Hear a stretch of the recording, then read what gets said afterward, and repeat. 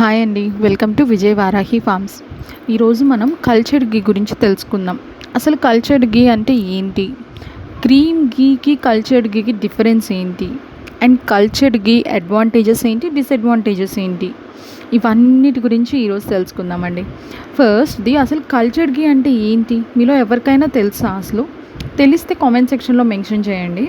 And నాకు తెలిసినంత వరకు కల్చర్డ్ గీ అంటే ఫస్ట్ మనం క్రీమ్ని తీస్తాం కదా మిల్క్ నుంచి, ఆ క్రీమ్ని కర్డ్తో ఫర్మెంట్ చేసి కర్డ్ని చిలకడం వల్ల బటర్ వస్తుంది. ఆ బటర్తో మనం గీని తయారు చేస్తాం. ఈ ప్రాసెస్ని కల్చర్డ్ గీ అని అంటారు. సో ఈ కల్చర్డ్ గీ అడ్వాంటేజెస్ ఏంటో ఇప్పుడు తెలుసుకుందాం. అండ్ ఈ గీలో లాక్టోజ్ అండ్ కెసైన్ తగ్గి ఉంటాయి.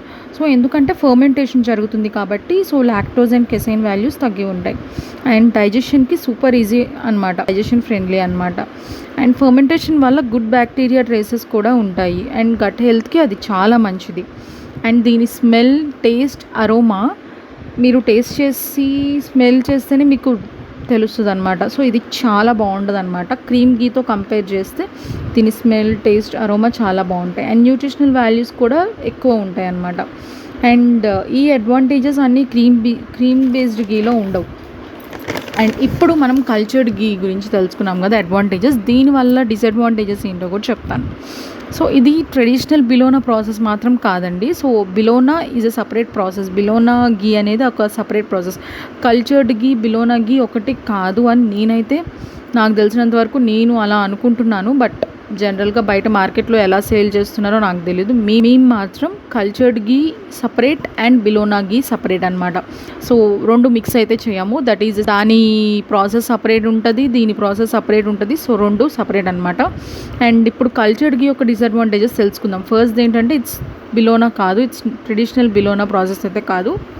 అండ్ దీని మెడిసినల్ వాల్యూస్ అనేవి చాలా తక్కువ ఉంటాయి అన్నమాట బిలోనాతో కంపేర్ చేసుకుంటే. అండ్ దీని టేస్ట్ అండ్ అరోమా కూడా చెప్పాను కదా చాలా బాగుంటుందని. క్రీమ్తో కంపేర్ చేసుకుంటే దీని టేస్ట్ అండ్ అరోమా చాలా బాగుంటుంది. వెన్ కంపేర్ టు బిలోనా, దీని టేస్ట్ అండ్ అరోమా ఇంకొంచెం తక్కువ ఉంటాయి. బిలోనా చాలా బాగుంటుంది అనమాట టేస్ట్, అరోమా. అండ్ ఇప్పుడు ఈ బిలోనా గీ అంటే ఏంటి అని డౌట్ వస్తుంది కదా. సో మోస్ట్లీ చాలామందికి తెలుసు బిలోనా ప్రాసెస్ అనేది, గీ అంటే ఏంటి అనేది, బిలోనా గీ. సో తెలియని వాళ్ళ కోసం నేను నెక్స్ట్ ఫ్రైడే ఈ గీ గురించి చెప్తా. అండ్ అప్కమింగ్ వీడియోస్లో ఈ 3 టైప్స్ ఆఫ్ గీస్ ఉన్నాయి కదా, దీని మేకింగ్ ప్రాసెస్ అంతా అప్లోడ్ చేస్తాను అనమాట. అండ్ ఇవి ఏవి ఐదర్ కౌ గీ గురించా, బఫెలో గీ గురించా, అండ్ ఏ2నా ఏ1 అనేది ఏమీ చెప్పట్లేదండి. జనరలైజ్డ్గా చెప్తున్నాను ప్రెజెంట్.